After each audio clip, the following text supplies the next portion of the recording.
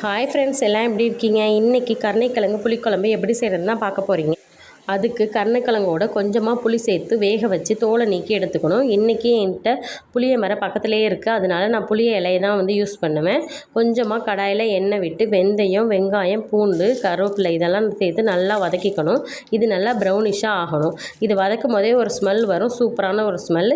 அதுக்கப்புறம் 2 ஸ்பூன் மல்லித்தூள், 1 ஸ்பூன் மிளகாத்தூள் அதையும் போட்டு நல்லா வதக்கிக்கணும். அதுக்கப்புறம் கரைச்சி வச்சுருக்க புளியை சேர்த்து உப்பு சேர்த்து நல்லா கொதிக்க விடணும். இதுதான் இந்த வெங்காயம் பூண்டு வதக்கும் போதே கருணைக்கிழங்கையும் வதக்கிடணும். அப்போ தான் அதில் உள்ள அரிப்புத்தன்மையெல்லாம் போயிடும். நம்ம புளி சேர்க்கறதுனால ஏற்கனவே அரிக்கிறது நல்லா அவ்வளோவா அரிக்காது.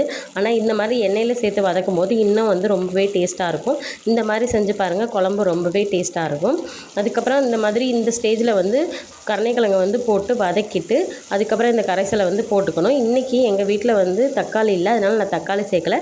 தக்காளி சேர்த்தா நீங்கள் புளி கம்மியாக சேர்த்தா போதும். தக்காளி சேர்க்கலைன்னா புளி கொஞ்சம் தூக்கலாக சேர்த்தா போதும்.